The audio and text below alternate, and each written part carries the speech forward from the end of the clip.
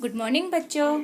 आज हम पढ़ेंगे पाठ 3 जिसका नाम है वाद्य यंत्रों की अनोखी दुनिया। इसमें बताया गया है कि मानव जीवन संगीत से हमेशा से जुड़ा रहा है।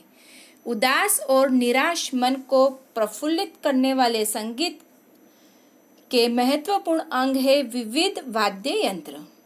वाद्य कोई भी हो और किसी भी तरीके से बजाया जाए, उत्पन्न ध्वनि मधुर संगीत ही होती है।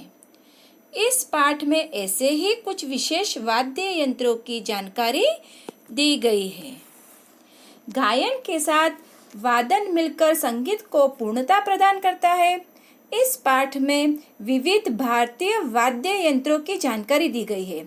तबला नामक वाद्य यंत्र थाप देकर बजाया जाता है। संगीत में 2 तबलों जिसे दायां और बायां का प्रयोग होता है। बायां तबला मिट्टी या धातु से और दायां तबला लकड़ी से बना होता है।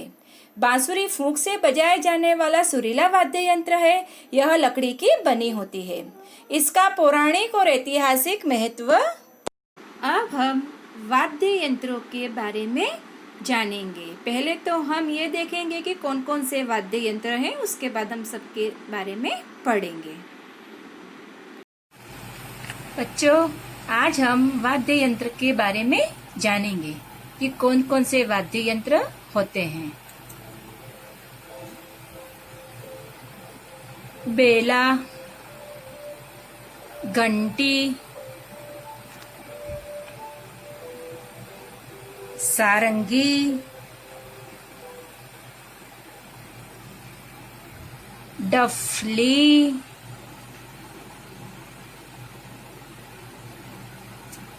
डुगडुगी जिसे हम ड्रम सेट भी कहते हैं, ढोल नगाड़ा जिसे हम ड्रम भी कहते हैं, ढोलक,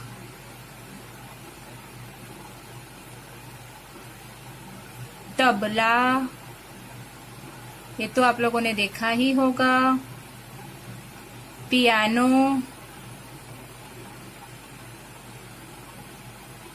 बांसुरी, ये भी आप लोगों ने ऑलमोस्ट देखी ही होगी, बिन बाजा, बेंजो, मशक बीन जिसे हम बैक पाइप भी बोलते हैं, शहनाई, शंख,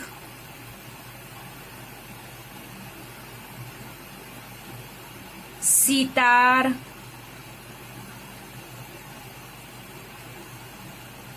सीटी, यह भी एक वाद्य यंत्र के रूप में ही माना जाता है, हारमोनियम, सरोद, सिंगा जिसे हम बिगुल भी कहते हैं, गिटार। बच्चों, आगे हमने इनके नाम पढ़े, अब हम इनके बारे में पढ़ेंगे। ढोल की आवाज सुनते ही पैर थिरकने लगते हैं। आपको भी ऐसा होता होगा ना? और मन खुशी से झूम उठता है। फिल्म हो या कार्टून, उत्सव या त्योहार, देश या विदेश, संगीत अपना विशेष महत्व रखता है। शहनाई की मधुर ध्वनि दूर से ही बता देती है कि विवाह उत्सव शुरू हो चुका है। विभिन्न अवसरों पर विभिन्न भिन्न वाद्य यंत्र बजाए जाते हैं जो मंगल की सूचना देते हैं। तबले की थाप, सितार की धुन और शहनाई की ध्वनि हमें खुशियों की एक अनोखी दुनिया में ले जाती है। भारत में संगीत के क्षेत्र में अनेक प्रकार के वाद्य यंत्रों का विकास हुआ है। ये वाद्य यंत्र अलग अलग तरीके से बजाए जाते हैं। तबला, ढोलक जैसे वाद्य यंत्रों को थाप देकर बजाया जाता है। जो हाथ से बजाते हैं ना, थाप देते हैं वो। तो बांसुरी शहनाई को फूंक से और सितार, संतूर आदि को तारों में कंपन उत्पन्न करके बजाया जाता है। संगीत में वाद्य यंत्रों का महत्वपूर्ण स्थान रहा है। सुरों को ताल देने के लिए तरह तरह के वाद्य यंत्रों का प्रयोग किया जाता है। यहाँ हम कुछ प्रमुख वाद्य यंत्रों की जानकारी प्राप्त करेंगे।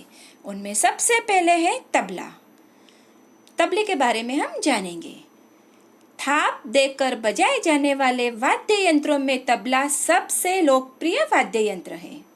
इसका प्रयोग शास्त्रीय संगीत से लेकर पाश्चात्य संगीत में किया जाता है। यह उत्तर भारत में अधिक प्रचलित है। संगीत में 2 तबलों का प्रयोग किया जाता है। बाएं हाथ से बजाया जाने वाला यंत्र आकार में बड़ा होता है, उसे बाया कहा जाता है, और दाएं हाथ से बजाए जाने वाले यंत्र को दाया कहा जाता है, यह आकार में छोटा होता है। बायां तबला मिट्टी या धातु से और दायां तबला लकड़ी से बना होता है, मतलब दोनों अलग अलग तरीके से बने होते हैं। तबले को बजाते समय हाथ की उंगलियों, हथेली और कलाई का प्रयोग किया जाता है। जाकिर हुसैन, पंडित अनिंदो चटर्जी, उस्ताद सुखविंदर सिंह, नामधारी पंडित अनोखेलाल मिश्रा ने तबला वादन में काफ़ी शोहरत हासिल की है। फिर सेकंड नंबर पे आएगा बांसुरी। यह फूंक से बजाया जाता है। आपको अच्छे से पता होगा, क्योंकि छोटे जब आप होंगे, कृष्ण भगवान बने होंगे, तो बांसुरी ले लेकर भी आप घूम रहे होंगे। तो यह फूंक से बजाए जाने वाले या वाद्य यंत्रों में बांसुरी सबसे सुरीला वाद्य यंत्र है। बांसुरी लकड़ी की बनी होती है, जिसमें छेद के पार हवा के प्रवाह से ध्वनि उत्पन्न होती है। करीब 35 से 40 हजार साल पहले की कई बांसुरियां हैं जर्मनी के स्वाबियन अल्ब क्षेत्र में पाई गई हैं। इन बांसुरियों से अनुमान लगाया जा सकता है कि यूरोप में एक विकसित संगीत परंपरा आधुनिक मानव की उपस्थिति के प्रारंभिक काल में भी विद्यमान थी। वहीं भारत में भी बांसुरी पौराणिक महत्व रखती है। भारत के प्रमुख बांसुरी वादकों में हरिप्रसाद चौरसिया, पन्नालाल घोष और राकेश चौरसिया के नाम उल्लेखनीय हैं। फिर आता है शहनाई। शहनाई एक खोखली नली जैसी होती है, जिसका एक सिरा अधिक चौड़ा होता है और दूसरा पतला होता है। शहनाई के सक्रिय सिरे पर डैने के आकार की 1 सेंटीमीटर लंबी 2 पत्तियां लगी होती हैं। उस्ताद बिस्मिल्लाह खां की शहनाई की ध्वनि कानों में पड़ते ही आनंद की अनुभूति होती है। वे विश्व के सर्वश्रेष्ठ शहनाई वादक माने जाते हैं। तो विश्व के सर्वश्रेष्ठ शहनाई वादक कौन है? ये बिस्मिल्लाह खां है वही।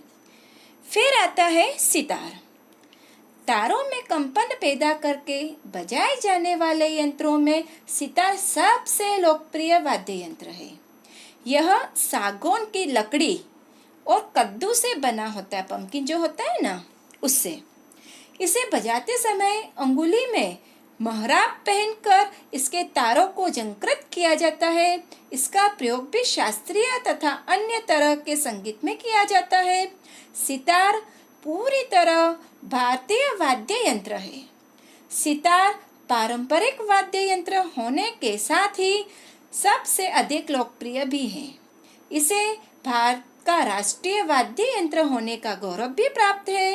पंडित रविशंकर, उस्ताद लियाकत खां, शाहिद परवेज खान और पंडित उमाशंकर मिश्र ऐसे नाम हैं जिन्होंने संगीत वादन परंपरा को लोकप्रियता की बुलंदियों तक पहुंचाया है।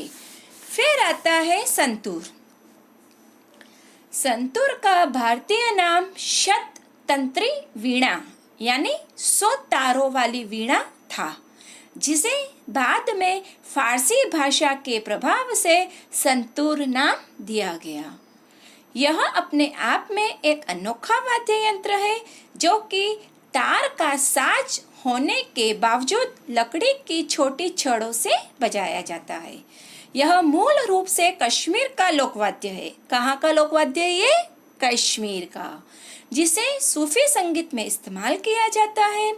पहले इसका चलन केवल कश्मीर में ही था, है ना, लेकिन आज यह भारत के सबसे लोकप्रिय वाद्य यंत्रों में से एक है। इसका प्रयोग भी शास्त्रीय संगीत से लेकर अन्य सभी प्रकार के संगीत में किया जाता है।